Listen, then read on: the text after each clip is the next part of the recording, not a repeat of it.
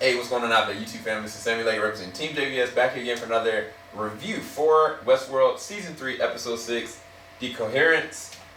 This was very much so a William or the Man in Black or whatever you want to call Ed Harris's amazing character. This is one of his more finer episodes, and honestly, he acted his butt off. Like, the thing about this episode that I loved was just how visceral and raw it really was. Like, it didn't feel like cookie cutter. It didn't feel like he was trying to cheat to try to beat somewhere one way or another. Like, it really gave you like a true background surrounding perspective of who William is, what he sees in himself, and what he has to really truly deal with. Even though circumstantially he's not actually crazy, fundamentally.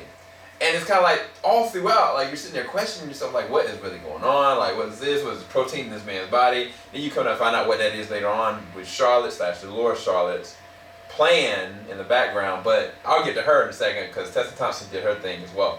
But Ed Harris's character, you finally get to dissect like who he really is. And I admit, the first season of Westworld and the second season, I boarded this line of like, he's bad, but he might be the only human person that can really go up against these things.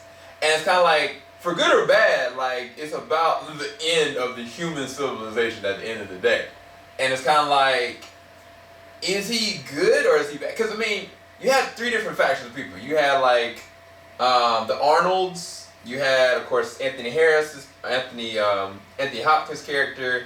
And then you had Ed Harris's character. Those are the big three. And then, of course, now you find out about Sirach, you find out about the Dolores's, but they were the epicenter of the start of it. And it's kind of like, between the three of them, honestly, like, the other two legit were on this genocidal reign. And it's kind of like, when you get to the bottom end of it, when it comes to Ed Harris's character, William, and he had to find this within himself to literally kill himself, is that fundamentally, he technically still is the good guy. He is an actual asset. Now, what does that mean? I have no idea because it seems as though Dolores is playing for everything. Now, let's go back to the Dolores. We don't see the regular Dolores. We literally focus in on the Charlotte Dolores, which the Charlotte Dolores she's got so much heart. Like, she really is dealing with so many different conditional emotions of like fear, empathy,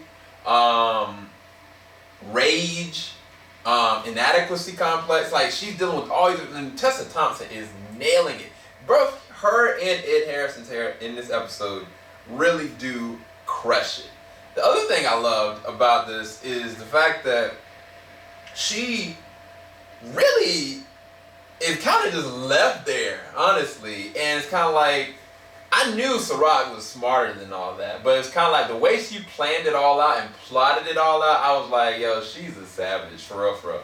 It was just, the ending with that, that was rough. And not just that, the way that Tessa Thompson acted that final scene of that was probably one of the better acting moments that she's done. I mean, she was a beast, just throughout. Like, physically, emotionally, she nailed it. But that last shot, I was like, dang, that's rough.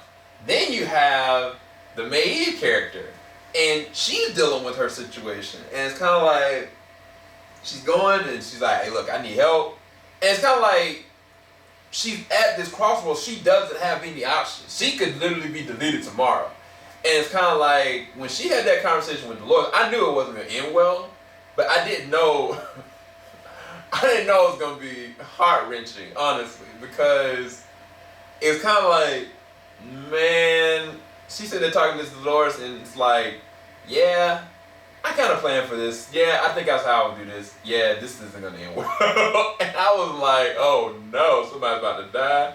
And it's kind of like she had to live there and watch this man die. And it was rough, man. Emotionally, it was really rough. But then at the same time, like, Maeve is going through this metamorphosis herself because she's being controlled. She's in a place of being controlled right now. And she don't like that. I mean, at the end of the day, she really don't like that. Regardless of if she kills Dolores or not, she don't really like that. But, like, now it's getting personal. And it's getting personal all over the board. Because technically, Charlotte Dolores has a vendetta that she could really go and pose against her own self, her own humanity. And then Maeve in the same exact condition. And technically burn her too. And it's kind of like, Dolores is like, oh, I have this all planned, you know what I'm saying? And I'm just like, bro, like, you've made so many enemies, but you're using them like pawns, like they're a part of your chessboard. They go up against this man that could care less one way or another. And I'm like, bruh. Either way, this was a very good episode to me. If I ranked it, or I rated it, I'd probably say 9 out of 10. I actually really enjoyed it. Hope you guys do enjoy the review. I may do a reaction to it. Let me know in the comment section below if you want me guys to edit something and crop something out tomorrow. Maybe I'll try to do that. Tonight it's a little late. But anyway, keep it locked. JBS, we ain't gonna stop. Have a blessing, guys. Peace.